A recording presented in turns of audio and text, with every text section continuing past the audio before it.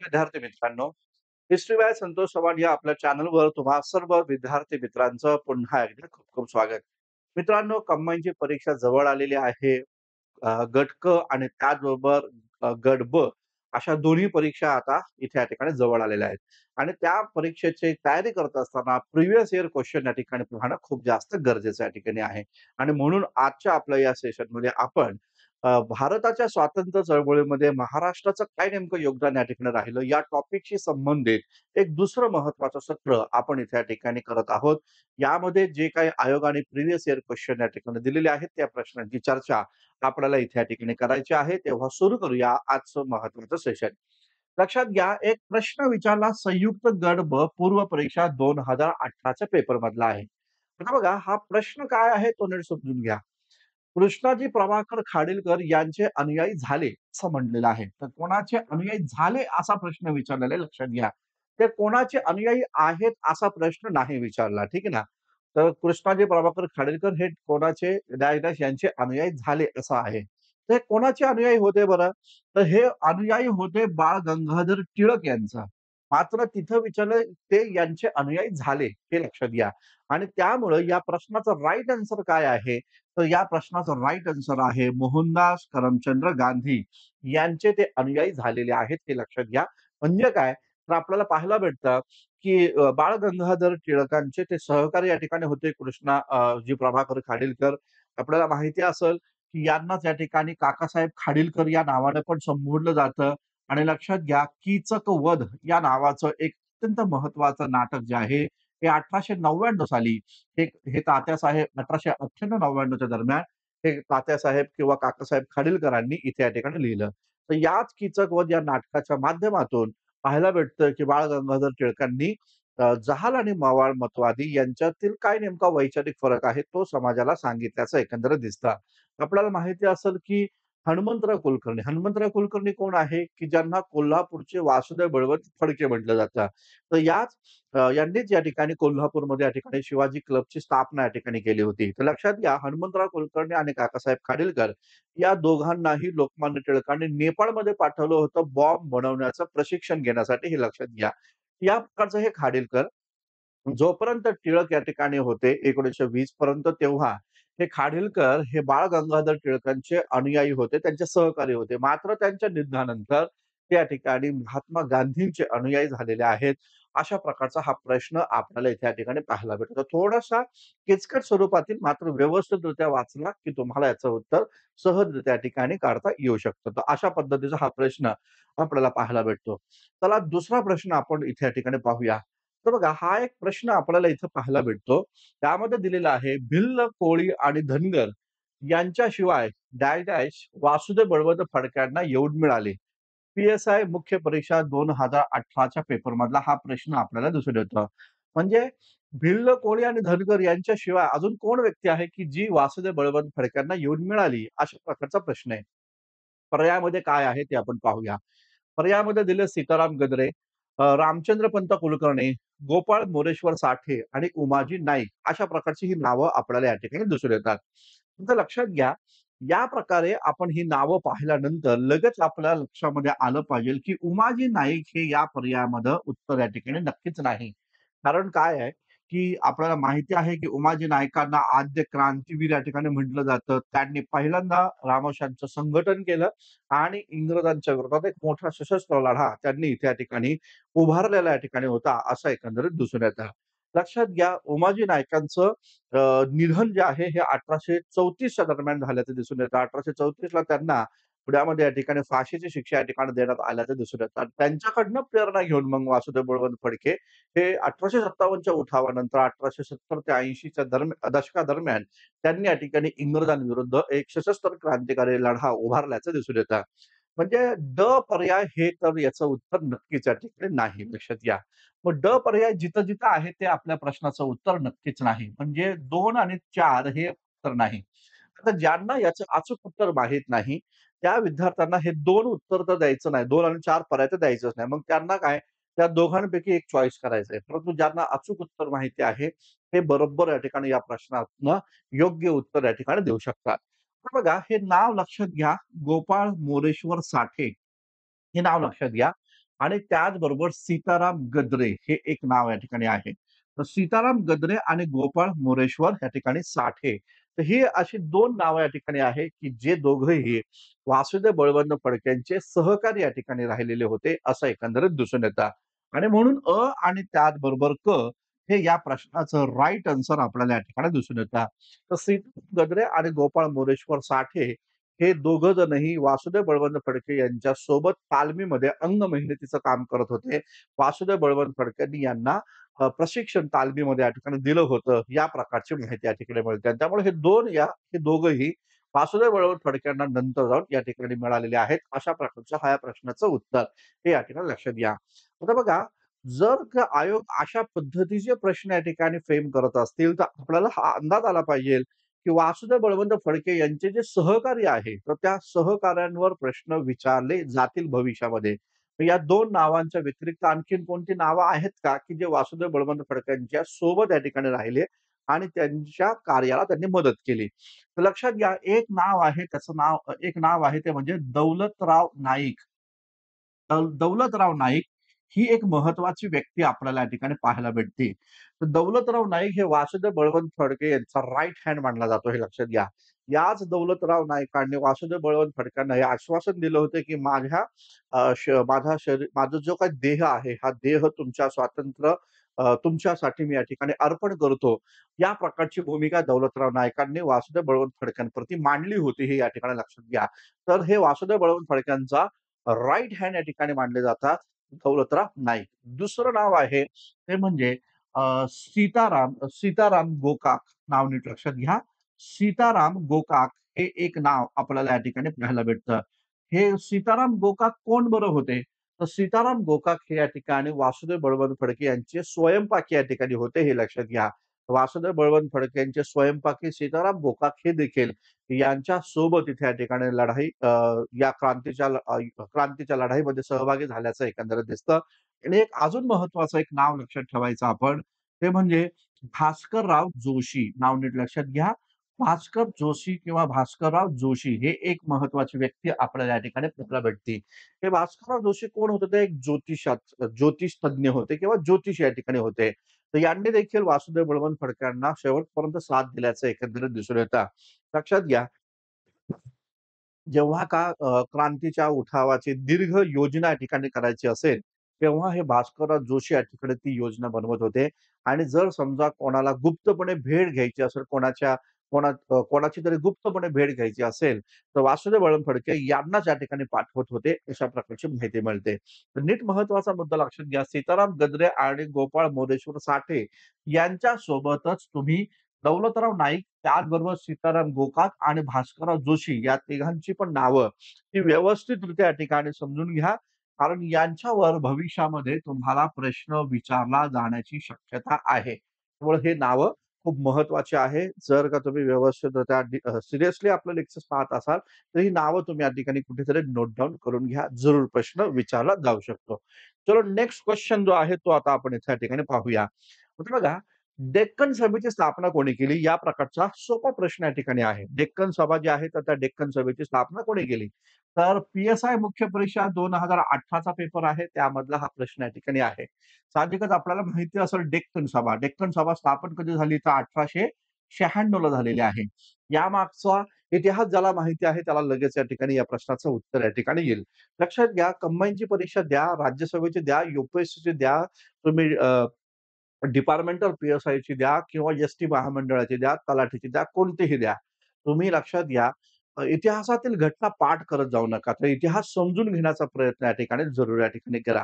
काय नेमकं झालं होतं बघा. पुण्यामध्ये एक संघटना या ठिकाणी होती, जी या ठिकाणी अ, अ, 1870 साली स्थापन झाली, जिचं नाव होतं पुणा सार्वजनिक सभा. तर लक्षात घ्या, पुणा सार्वजनिक सभा ही एक राजकीय संघटना या ठिकाणी होती आणि काँग्रेसपूर्व राजकीय संघटनेमध्ये अत्यंत महत्वाची भूमिका पुणा सार्वजनिक सभेने या ठिकाणी केलेली होती. जेव्हा 1895 साली पुणा सार्वजनिक सभेचे अध्यक्ष लोकमान्य टिळक या ठिकाणी बनले, तेव्हा लोकमान्य टिळकांनी न्यायमूर्ती रानडे यांनाच या संघटनेतनं या ठिकाणी काढून टाकलं. वास्तविकता न्यायमूर्ती Ranade one of the founder member या ठिकाणी होते पुन्हा सार्वजनिक सभेचे. मात्र जेव्हा 1895 ला त्यांना या संघटनेतनं काढून टाकलं गेलं तेव्हा तेव्हा न्यायमूर्ती रानडे जे आहेत त्यांनी आपल्या सहकाऱ्यांना घेऊन या प्रकारची संघटना स्थापन केली जिचं नाव होतं डेक्कन सभा. तर राइट आन्सर काय? तर न्यायमूर्ती रानड्यांनी ही डेक्कन सभा स्थापन केली. मग गोपाळकृष्ण गोखले या डेक्कन सभेचे या ठिकाणी सेक्रेटरी राहिलेले आहेत. पुढे जाऊन या ठिकाणी एन.जी. चंदावरकरांनी देखील या डेक्कन सभेमध्ये महत्त्वाचं कामगिरी केल्याचं एकंदरीत दिसून येतं. न्यायमूर्ती रानड्यांचं जेव्हा 1902 ला निधन या ठिकाणी झालं, तेव्हा एन.जी. चंदावरकर यांनीच हे डेक्कन सभा जी आहे, हे पुढे चालवलेली आहे. अशा प्रकारची माहिती ही त्या ठिकाणी आपल्याला मिळून जाते. ठीक आहे ना. तर न्यायमूर्ती रानडेने डेक्कन सभेची स्थापना इथे या ठिकाणी केलेली आहे. तर हे राइट आन्सर आपल्याला या ठिकाणी दिसून येतं. असंच एक संघटना आहे डेक्कन सभेच्या माध्यमातून डेक्कन सभेच्या नावासारखीच तिचं नाव होतं डेक्कन असोसिएशन. लक्षात घ्या. डेक्कन असोसिएशन हे 1851 साली स्थापन करण्यात आली होती आणि पेशव्यांचे जे सरदार होते, ज्यांचं नाव होतं सरदार रास्ते. तर सरदार रास्ते जे आहेत, त्यांनी 1851-52 च्या दरम्यान डेक्कन असोसिएशन नावाचं संघटन स्थापन केलं होतं. हा एक महत्त्वाचा मुद्दा लक्षात घ्या. ठीक आहे ना. मात्र हे संघटन अस्तित्वात आलेलं नाहीये. त्याचं कारण बॉम्बे असोसिएशनची स्थापना या ठिकाणी झाली आणि त्यामुळे डेक्कन असोसिएशन हे या ठिकाणी बनलं गेलं नाही. लक्षात घ्या. मात्र सरदार रास्ते यांशी संबंधित ही संघटना या ठिकाणी आहे. मोस्ट आय-एम-पी आहे डेक्कन सभा आणि डेक्कन असोसिएशन. चलो नेक्स्ट क्वेश्चन आपण पाहूया. आता बघा संयुक्त गट क, गट क चा पूर्व परीक्षा 2018 चा पेपर आहे. गट ब पेक्षा गट क तुलनेने या ठिकाणी सोपे आहे. ती सरळ सेवाच आहे लक्षात घ्या, आहे की नाही? तर बघा हा एक प्रश्न जर आपण बघितला संयुक्त गट क चा, तर काय दिलेलं आहे? विदर्भात हिंदुस्थान लाल सेनेच्या स्थापनेत पुढील व्यक्तींपैकी कोण होता? हिंदुस्थान लाल सेना त्याची स्थापना या ठिकाणी झाली. आता बघा हा प्रश्न जर आपण बघितलं विदर्भामध्ये खास करून नागपूर भागामध्ये या प्रकारची हिंदुस्थान लाल सेनेची स्थापना झाली. आणि हा प्रश्न कुठून घेतलाय बरं तर इयत्ता 11वीचं महाराष्ट्राचा इतिहास हे जे पुस्तक या ठिकाणी होतं तर त्या पुस्तकातनं हा प्रश्न इथे या ठिकाणी घेतलेला आहे. इन डिटेलमध्ये हिंदुस्थान लाल सेनेबद्दल माहिती दिलेली आहे. एक संघटना होती हिंदुस्थान रिपब्लिकन आर्मी. तर जी चंद्रशेखर आझाद यांच्या माध्यमातून, भगतसिंग यांच्या माध्यमातून स्थापन झालेली होती. तर त्या हिंदुस्थान रिपब्लिकन आर्मीच्या धर्तीवर इथे या ठिकाणी हिंदुस्थान लाल सेनेची स्थापना इथे या ठिकाणी करण्यात आली. कोण-कोण होतं याच्यामध्ये? मदनलाल बागडी होते, विनायक दांडेकर होते आणि श्याम नारायण काश्मीर या ठिकाणी होते. तर हे लोक या ठिकाणी हिंदुस्थान लाल सेनेचे त्या ठिकाणी इथं फाउंडर या ठिकाणी होते असं दिसून येतं. ही संघटना कधी स्थापन झाली तर 1938 च्या दरम्यान स्थापन झालेली आहे. हा महत्वाचा मुद्दा इथे या ठिकाणी लक्षात घ्या आणि याच संघटनेच्या माध्यमातून 1942 साली नागपूरच्या चिटणीस पार्कवर तुकडोजी महाराजांची सभा आयोजित करण्यात आली होती. ज्या सभेवर पोलिसांनी लाठीमार केला होता. या प्रकारची माहिती या ठिकाणी मिळून जाते. मोस्ट आय-एम-पी आहे हिंदुस्थान लाल सेना आणि हे 3 नावं लक्षात ठेवायचं मदनलाल बागडी, विनायक दांडेकर, श्याम नारायण काश्मीरी. ठीक आहे ना. सुखदेव, राजगुरू यांचा संबंध नाहीये. सुखदेव आणि राजगुरू हे जर आपण बघितले तर लक्षात घ्या भगतसिंगचे सहकारी या ठिकाणी होते. हिंदुस्तान रिपब्लिकन असोसिएशन आणि त्याचबरोबर हिंदुस्तान रिपब्लिकन सोशलिस्ट असोसिएशन या तिन्ही संघटनेमध्ये हे या ठिकाणी या दोन्ही संघटनेमध्ये हे तिघ जण भगतसिंग, राजगुरू आणि सुखदेव या ठिकाणी आहे आणि यांना फाशी 1931 साली झालेली आहे लक्षात घ्या.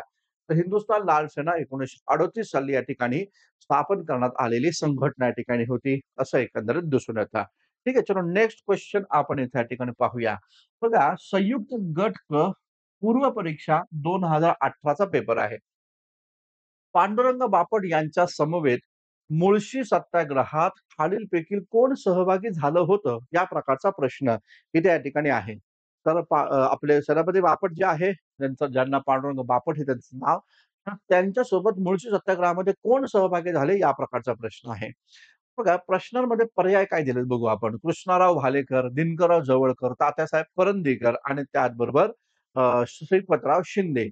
आता ही नावं जर आपण इथं पाहिली, तर ज्याला थोडंसं इतिहासाचा अभ्यास ज्यांनी या ठिकाणी केलेला आहे, तर त्याला ब्राह्मणीचा चळवळ माहिती असते बघा. दलित चळवळ, ब्राह्मणीचा चळवळ ही माहिती असते.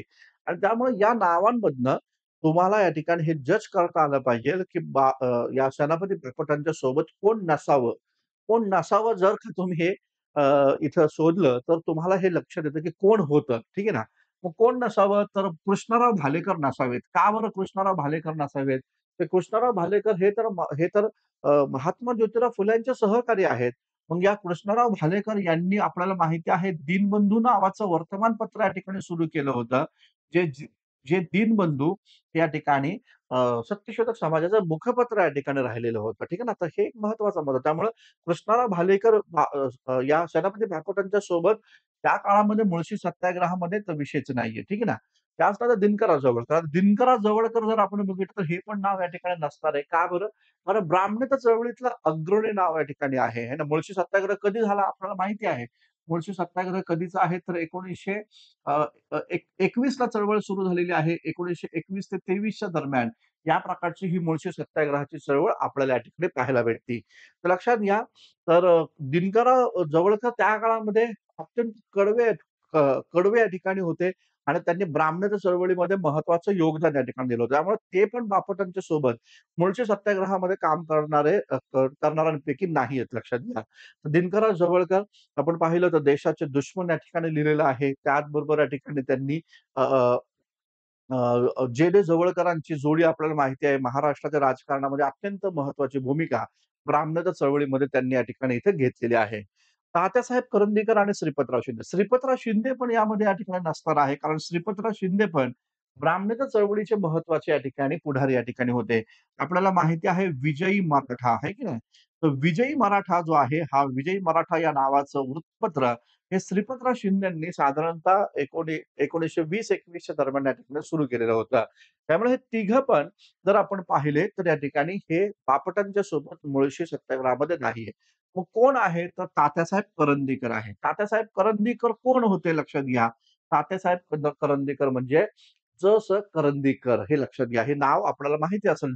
करंदीकर, जनार्दन, जनार्दन सखाराम करंदीकर, जनार्दन सखाराम करंदीकर. जे करंदीकर जे आहे ते टिळकांचे अनुयायी देखील या ठिकाणी राहिले आणि केसरी वर्तमानपत्राचे संपादक या ठिकाणी होते लक्षात घ्या. जेव्हा नचिकेळकर 1931-32 च्या दरम्यान केसरीचं संपादकत्व सोडतात, त्यानंतर मग हे जनार्दन सखाराम करंदीकर यांनी केसरीचं संपादकत्व या ठिकाणी घेतलेलं होतं. तर लक्षात घ्या ह्या जनार्दन करंदीकर ज्यांना तात्यासाहेब करंदीकर म्हटलं जातं. तर हे व्यक्ती जे आहे हे बापटांच्या सोबत या मुळशी सत्याग्रहामध्ये सहभागी या ठिकाणी होते. असं एकंदरीत या ठिकाणी दिसून येतं. तर खूप महत्वाचा मुद्दा हा इथे या ठिकाणी लक्षात घ्या. जनार्दन सखाराम करंदीकर नावं ही लक्षात घ्या. पी-वाय-क्यूज पाहण्यामागचा उद्देश काय असतं, की नवीन-नवीन नावांची आपली या ठिकाणी ओळख होती आणि नवीन नावांच्या माध्यमातून नवा इतिहास आपल्याला इथे या ठिकाणी लक्षात येतो. ठीक आहे ना? तर हा एक मुद्दा लक्षात घ्या. करंदीकर एक मोठे संपादक या ठिकाणी राहिलेले आहेत. खूप सारे अग्रलेख त्यांनी या ठिकाणी केसरीमधनं लिहिल्याचं दिसून येतं. पुढे बघा विजोड जोडी ओळखा, पी-एस-आय मुख्य परीक्षा 2017 चा पेपर आहे बघा. 2017 विजोड जोडी ओळखा. साधारणतः अशा प्रकारचे प्रश्न जे आहेत ते थोडेसे इतिहासामध्ये किचकट प्रश्न इथे या ठिकाणी मांडले जातात. हे प्रश्न थोडेसे आपल्याला बुद्धीला ताण देणारे या ठिकाणी आहे.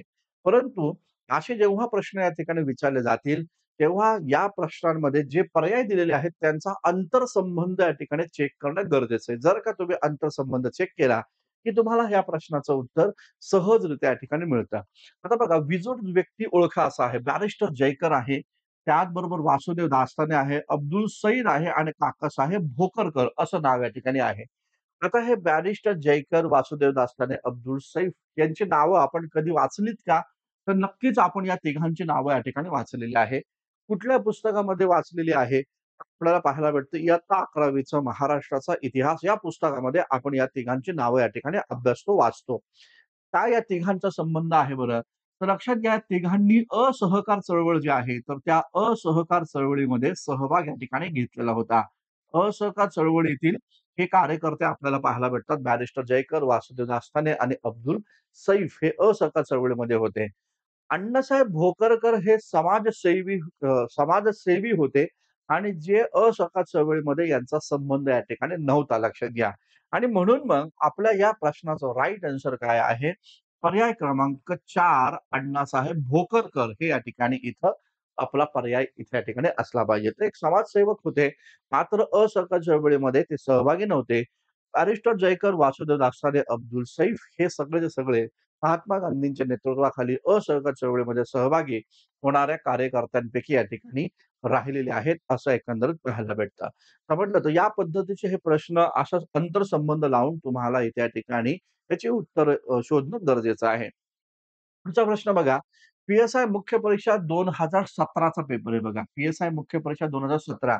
आता बघा इथं योग्य जोड्या लावा, अशा प्रकारचा हा प्रश्न आपल्याला दिसून येतो. योग्य जोड्या लावा. 12 stars, Satara revolutionary, Thane group आणि बेळगाव ग्रुप आणि समोर त्यांची नावं इथे या ठिकाणी दिलेली आहेत.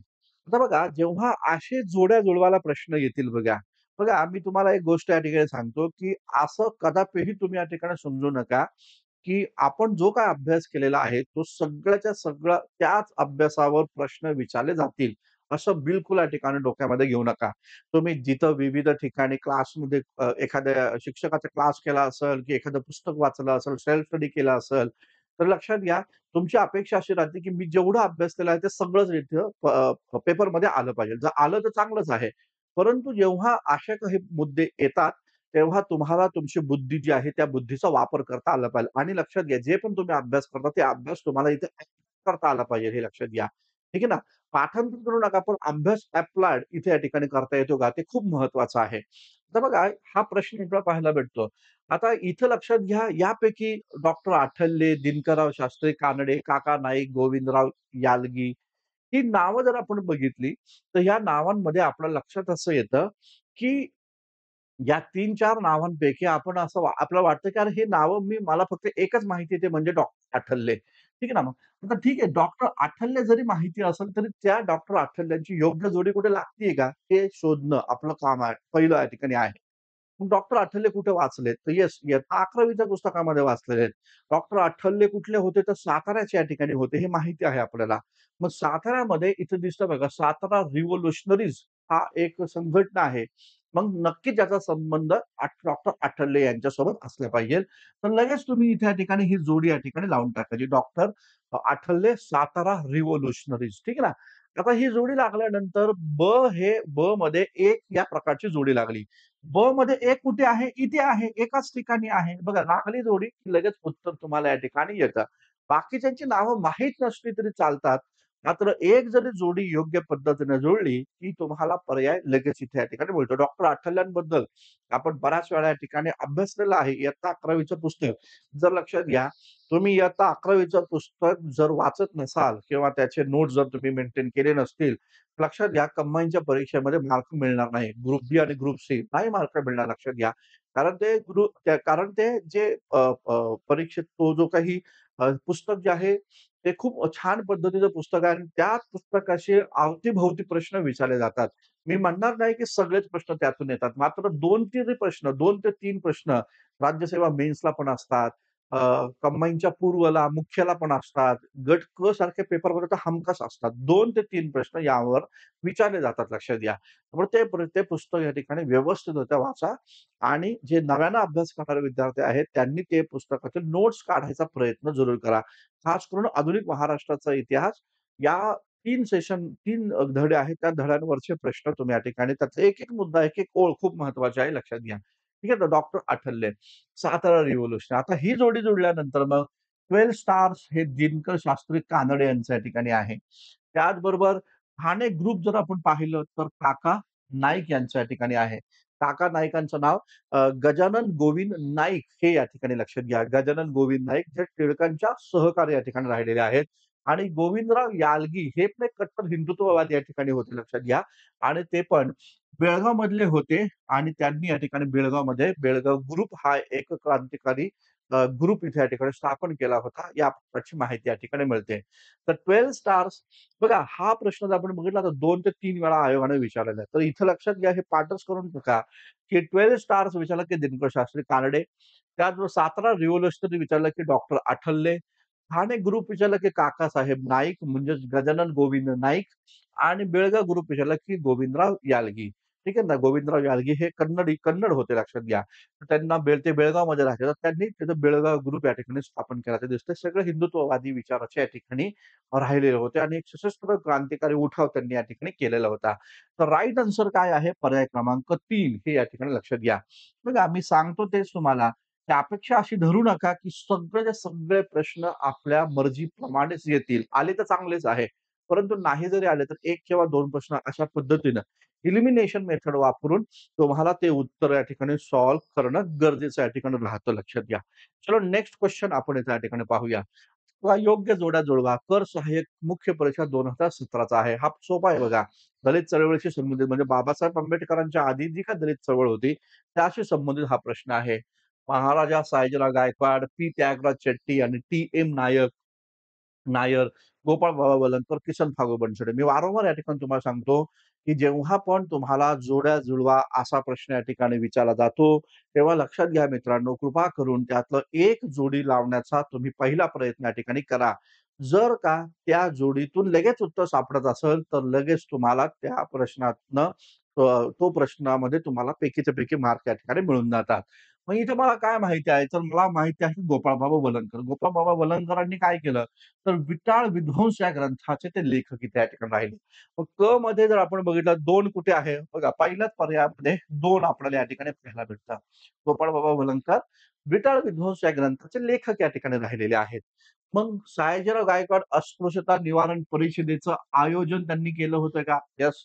तेव्हा लक्षात घ्या, आपल्याला माहिती असेल की सन 1918 ला मुंबईमध्ये अस्पृश्यता निवारण परिषद भरवली. ही परिषद खास करून विठ्ठलरामजी शिंदे यांनी भरवले होते. यांची चंदावरकरांनी भरवली होती आणि या अस्पृश्यता निवारण परिषदेचे अध्यक्ष हे सयाजीराव गायकवाड या ठिकाणी होते. डॉक्टर बाबासाहेब आंबेडकरांना या परिषदेमध्ये आमंत्रित केलं, मात्र बाबासाहेब आंबेडकरांनी या परिषदेमध्ये सहभाग घेण्यास नकार दिला होता, हे लक्षात घ्या. ठीक आहे ना. तर अस्पृश्यता निवारण परिषदेचं आयोजन सयाजीराव गायकवाड, पी. त्यागराज शेट्टी आणि टी.एम. नायर यांच्याबद्दल काय? तर न्याय पक्षाची स्थापना. न्याय पक्ष म्हणजे कुठला? तर बघा हे आयोग अशा पद्धतीने न्याय पक्ष या ठिकाणी विचारतो. जनरली न्याय पक्ष म्हणलं की आपल्याला लक्षात येत नाही. तर जस्टिस पार्टी आहे. ठीक आहे ना. तर पी. त्यागराज शेट्टी, टी.एम. नायर यांनी या ठिकाणी जस्टिस पार्टी नावाचा एक महत्त्वाचा पक्ष जो आहे, हा जस्टिस पार्टी हा पक्ष या ठिकाणी स्थापन केला होता, असं एकंदरीत दिसून येतं. जस्टिस पार्टी हा पक्ष खूप महत्त्वाचा आहे. तर तो या ठिकाणी त्यालाच न्याय पक्ष असं या ठिकाणी म्हणलेलं आहे. ठीक आहे. तर पी. त्यागराज शेट्टी आणि टी.एम. नायर हे जस्टिस पार्टी, किसन फागू बनसोडे यांनी चोखामेळा सुधारणा मंडळाची स्थापना केली होती, लक्षात घ्या. आपल्याला माहिती असेल गोपाळबाबा वलंगकर जे होते, महाड म्युनिसिपलचे पहिले अस्पृश्य सदस्य या ठिकाणी बनले होते आणि त्यांनी अनार्य दोष परिहारक मंडळीची स्थापना या ठिकाणी केली होती. त्याचबरोबर किसन फागू बनसोडे हे जर आपण पाहिलं, तर सन्मान बोधक निरप्रीत समाज नावाचं संघटन त्यांनी चालवलं होतं. नाव नीट लक्षात घ्या. इथं लिहितो हवं तर मी. सन्मान बोधक निरप्रीत समाज, सन्मान बोधक निरप्रीत समाज जो आहे, तो या ठिकाणी त्यांनी स्थापन केला होता आणि त्याचबरोबर चोखामेळा सुधारणा मंडळाची स्थापना देखील त्यांनी त्या ठिकाणी केली होती. या प्रकारची माहिती या ठिकाणी मिळते. मजूर पत्रिका हे देखील त्यांचं एक महत्त्वाचं वृत्तपत्र या ठिकाणी राहिल्याचं एकंदरीत दिसून येतं. तर पर्याय क्रमांक काय आहे? तर 4 पर्याय क्रमांक जर आपण बघितलं तर 1 हे त्याचं या ठिकाणी उत्तर आहे. सयाजीराव गायकवाड पर्याय 4 त्याचबरोबर P. Thyagaraj Shetty P. Thyagaraj Shetty, TM. Nair त्या ठिकाणी जस्टिस पार्टी, त्याचबरोबर गोपाळबाबा वलंगकर, विटाळ विध्वंसक आणि किसन फागू बनसोडे चोखामेळा सुधारणा मंडळ हे या ठिकाणी आपल्याला दिसतं. पर्याय क्रमांक 1 हे या ठिकाणी राइट आन्सर या ठिकाणी दिसून येतात. चलो नेक्स्ट क्वेशन जर आपण बघितला, तर तो काय आहे बघा. संयुक्त एक्साइज मुख्य परीक्षा 2017 चा पेपर आहे बघा. एक्साइज मुख्य परीक्षा 2017 चा आहे. प्रश्न महाराष्ट्र सविनय कायदेभंग समितीवर आहे. महाराष्ट्र सविनय कायदेभंग समितीचे अध्यक्ष कोण होते? तर शंकरराव देव होते बघा. शंकरराव देव जे आहे, जे मुळशी सत्याग्रहामध्ये महात्मा गांधींनी शंकरराव देव यांना पहिले सत्याग्रही म्हणून या ठिकाणी निवडलं होतं. तेच शंकरराव देव महाराष्ट्र सविनय कायदेभंग समितीचे या ठिकाणी अध्यक्ष होते. या समितीने न्यायदास जुलमी कायद्याच्या विरोधात सत्याग्रह करण्याचं ठरवलं. कोणता कायदा? शेतीचा कायदा, शेतीच्या जुलमी कायद्यासंदर्भात, शस्त्रास्त्रांच्या जुलमी कायद्यासंदर्भात, जंगलांच्या जुलमी कायद्यासंदर्भात आणि मिठाच्या. आता सविनय कायदेभंग चळवळीत आपण बघितलं तर मीठ सत्याग्रहाशी संबंधित त्या ठिकाणी राहिला. मात्र महाराष्ट्र सविनय कायदेभंग समितीचं वैशिष्ट्य असं आहे, की या समितीनं जंगलाच्या जुलमी कायद्यासंदर्भामध्ये आवाज उठवलेला होता आणि त्या संदर्भात सत्याग्रह करण्याचं धोरण आखलेलं होतं. हा पण प्रश्न इयत्ता 11वीच्याच पुस्तकातला आहे, लक्षात घ्या. ठीक आहे ना, म्हणजे एकाच स्लाइडमध्ये जर आपण बघितलं, आजच्या या सेशनमध्ये 4-5 प्रश्न तुम्हाला 11वीच्या पुस्तकात पाहायला भेटतात. म्हणजे किती इम्पोर्टंट आहे बघा ते पुस्तक. ठीक आहे ना. तर जंगल आपण पाहायला भेटतं महाराष्ट्रामध्ये अनेक ठिकाणी जंगलांची सत्याग्रह या ठिकाणी झालेली आहे. ज्यामध्ये आपण बिळाशी सत्याग्रह जो आहे, हा बिळाशी सत्याग्रह जो एक जंगल सत्याग्रह होता. पुसद सत्याग्रह जो आहे, हा पुसद सत्याग्रह हा पण या ठिकाणी इथं यवतमाळमध्ये पुसद जे आहे, तो पण एक जंगलाशी संबंधित या ठिकाणी इथं सत्याग्रह या ठिकाणी झालेला. म्हणजे महाराष्ट्रामध्ये ज्या ठिकाणी समुद्र किनारा लाभला नाही, त्या ठिकाणी जंगल सत्याग्रह या ठिकाणी करण्यात आल्याचं दिसतं, की इंग्रजांनी काय केलतं, की जे काही जंगलं आहेत, त्या जंगलांवर सरकारी आरक्षण टाकलं होतं आणि म्हणून मग हे लोक या ठिकाणी जंगलांमध्ये जाऊन तिथे या ठिकाणी सत्याग्रह करत होते. त्या भागातील गवत कापलं जायचं, त्या भागातील झाडं जे आहे, मुख्य रस्त्यावर आणून इथे या ठिकाणी आंदोलन केलं जायचं. लक्षात घ्या बापूसाहेब आणे यांनी पुसदमध्ये सत्याग्रह या ठिकाणी केला आणि बिळाशी सत्याग्रह राजूताई पाटील आणि त्या राजूताई कदम आणि त्याचबरोबर आपले त्याचबरोबर आपले क्रांतिसिंह नाना पाटील यांनी या ठिकाणी राजूताई कदम आणि क्रांतिसिंह नाना पाटील पाटील यांनी साताऱ्यातल्या बिळाशी इथं जंगल सत्याग्रह या ठिकाणी केल्याचं एकंदरीत या ठिकाणी पाहायला भेटतं. अशा प्रकारचा हा महत्वाचा प्रश्न आहे. तर महाराष्ट्र हा मुद्दा लक्षात ठेवायचा. महाराष्ट्र सविनय कायदेभंग समितीचे अध्यक्ष शंकरराव देव या ठिकाणी होते. चलो त्यानंतरचा एक प्रश्न आपण इथे या ठिकाणी पाहूया. एक्साईज मुख्य परीक्षा 2017 चा पेपर आहे बघा. हे 2017 चा पेपर आहे. इथं म्हणलेलं आहे, की पुढीलपैकी कोणत्या स्त्रीनं सविनय कायदेभंगाच्या चळवळीच्या काळात मुंबईतील एका सत्याग्रही गटाचं नेतृत्व केल्यामुळं त्यांना कारावास भोगावा लागला. ठीक आहे ना, म्हणजे सविनय कायदेभंग चळवळीशी संबंधित हा प्रश्न आपल्याला पाहायला भेटतो. तर कोणती स्त्री आहे, की जिनं मुंबईमध्ये एक सत्याग्रह गटाचं नेतृत्व केलं आणि त्यामुळं त्यांना तुरुंगवास भोगावा लागला? हंसाबेन मेहता. आता बघा, हंसाबेन मेहता जर आपण बघितले हंसा मेहता, तर त्या गुजराती होत्या लक्षात घ्या. गुजरातच्या ठिकाणी इथं आपल्याला पाहायला भेटतात. हंसा मेहता. हंसा मेहतांचं जर आपण बघितलं, तर जीवाराम नावाचे एक व्यक्ती होते. जीवाराम मेहता. तर जीवाराम मेहता हे काँग्रेसच्या चळवळीतले एक अत्यंत महत्वाचे आणि प्रमुख नेते होते. गुजरातचे पहिले मुख्यमंत्री होते जीवाराम मेहता. लक्षात घ्या त्यांनी हंसा मेहतांसोबत या ठिकाणी विवाह केला आणि मग या हंसा मेहता या ठिकाणी बनल्याचं दिसतं. हंसा मेहता यांचं एक वैशिष्ट्य काय? तर लक्षात घ्या हंसा मेहता आणि त्याचबरोबर मुथुलक्ष्मी रेड्डी हे 2 नावं लक्षात ठेवायचं. मुथुलक्ष्मी रेड्डी आणि हंसा मेहता या दोघांनी जेव्हा महात्मा गांधींना मीठ सत्याग्रहामध्ये दर्शनामध्ये अटक झाली, तेव्हा या दोघींनी म्हणजे हंसा मेहता आणि त्याचबरोबर मुथुलक्ष्मी रेड्डी या दोघांनी आपल्या विधिमंडळ सदस्यत्वाचा राजीनामा इथे या ठिकाणी दिला होता. हा महत्वाचा मुद्दा आणि हंसा मेहतांचं अजून एक महत्वाचं वैशिष्ट्य तर ते म्हणजे संविधान सभेमध्ये ज्या 15 महिला सदस्य होत्या, त्या सदस्यांपैकी एक त्या ठिकाणी हंसा मेहता या ठिकाणी होत्या. तर काय त्यांच्या संदर्भात संविधान सभेच्या सदस्या इथे या ठिकाणी आपल्याला पाहायला भेटतो. संविधान सभा जी आहे, त्या संविधान सभेच्या 15 महिलांपैकी एक हंसा मेहता या ठिकाणी आहे. उर्मिला देवी जर आपण बघितलं तर यांच्याबद्दल काय बरं महत्वाची माहिती आहे? लक्षात घ्या, एक आहे वासंती देवी आणि दुसरी आहे उर्मिला देवी. उर्मिला देवी कोण होत्या? तर लक्षात घ्या, चित्तरंजन दास आपल्याला माहिती आहे. चित्तरंजन दास हे चित्तरंजन दास यांची बहीण या ठिकाणी होती. जिचं नाव होतं उर्मिला देवी. हे नाव लक्षात घ्या. वासंती देवी ही चित्तरंजन दास यांची या ठिकाणी पत्नी आहे आणि उर्मिला देवी सी.आर. दास यांची या ठिकाणी बहीण इथे या ठिकाणी होते.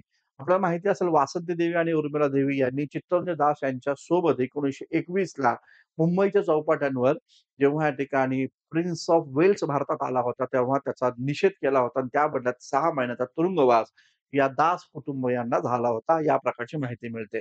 आता हा जो प्रश्न आहे, त्या प्रश्नाचा राइट आन्सर जर आपण बघितलं, तर ते आहे अवंतिकाबाई गोखले. तर अवंतिकाबाई गोखले यांना यांनी मुंबईच्या सत्याग्रही गटाचे नेतृत्व केल्यामुळं त्यांना कारावास त्या ठिकाणी भोगावा लागला होता, हे लक्षात घ्या. अवंतिकाबाई गोखले यांचं मोठं योगदान राहिलेलं आहे बघा. यांचं अजून एक महत्वाचं वैशिष्ट्य काय बरं? तर यांनी 1918 ला महात्मा गांधींचं चरित्र लिहिलं बघा. 1918 ला महात्मा गांधींचं चरित्र हे या ठिकाणी यांनी लिहिलं आणि विशेष महत्वाचं म्हणजे त्या चरित्राला प्रस्तावना लोकमान्य टिळकांनी दिलेली आहे. ठीक आहे ना? अवंतिकाबाई गोखले महात्मा गांधींचं चरित्र लिहितात आणि त्याला प्रस्तावना लोकमान्य टिळक इथे या ठिकाणी देतात. या अवंतिकाबाई गोखले यांनी स्वातंत्र्य चळवळीचं काम केलंच केलं, परंतु त्याच्या सोबतच त्यांनी या ठिकाणी गोवा मुक्ती संग्रामामध्ये देखील सक्रिय सहभाग इथे या ठिकाणी घेतला होता. या प्रकारची माहिती या ठिकाणी मिळून जाते. तर यांना ते अटक केलं होतं. त्यामुळे हे याचं राइट आन्सर. सरोजिनी नायडू जर आपण बघितलं, येस सरोजिनी नायडू यांच्या संदर्भात सांगण्यासारखं खूप सारी गोष्टी आहेत. तर सरोजिनी नायडू पण संविधान सभेच्या सदस्य या ठिकाणी होत्या. 1906 ला यांची काँग्रेसमध्ये या ठिकाणी एंट्री झाली. तेव्हा 1906 साली यांनी या ठिकाणी वंदे मातरम हे गीत काँग्रेसमध्ये या ठिकाणी गायलं. मात्र वंदे मातरम हे गीत सर्वात पहिल्यांदा आपले राष्ट्रीय गायक जे होते, राष्ट्रकवी या ठिकाणी होते. ते म्हणजे रवींद्रनाथ टागोर. त्यांनी 1896 ला पहिल्यांदा काँग्रेसच्या स्टेजवर वंदे मातरम हे गीत गायलं. त्यानंतर 1906 ला सरोजिनी नायडूंनी इथे या ठिकाणी हे गीत गायलं होतं असं दिसतं. सरोजिनी नायडू आपल्याला माहिती आहे काँग्रेसच्या अध्यक्षा देखील बनल्या. 1925 साली जेव्हा कानपूरचं अधिवेशन झालं, तेव्हा कानपूर अधिवेशनाचे ते अध्यक्ष देखील या ठिकाणी बनल्याचं एकंदरीत दिसतं आणि संविधान सभेमध्ये देखील सरोजिनी नायडू इथे या ठिकाणी सहभागी होत्या. या प्रकारची माहिती मिळते. तर या पद्धतीचा हा पण प्रश्न आपण इथे या ठिकाणी पाहिला. तर ठीक आहे मित्रांनो, आज आपण हे महत्त्वाचे 10 प्रश्न इथे या ठिकाणी पाहिले, जे कंबाईनशी संबंधित या ठिकाणी पी-वाय-क्यूचे प्रश्न या ठिकाणी होते. तर लक्षात घ्या, तुम्ही या ठिकाणी आपल्या मित्रांना हिस्ट्री बाय संतोष चव्हाण या ॲप्लिकेशनबद्दल, आपल्या चॅनलबद्दल, आपल्या YouTube चॅनल आणि Telegram चॅनलबद्दल जरूर या ठिकाणी सतर्क करा. ज्यामध्ये इतिहास या विषयाची अत्यंत महत्त्वाची माहिती, अत्यंत महत्त्वाचे क्लासेस, अत्यंत महत्त्वाच्या बॅचेस, अत्यंत महत्त्वाच्या नोट्स आणि त्याचबरोबर टेस्ट सीरीज देखील तुम्हाला इथे या ठिकाणी मिळून जातात. तर ठीक आहे मित्रांनो, भेटूया पुढच्या सत्रामध्ये. आता थांबूया. धन्यवाद. Thank you very much.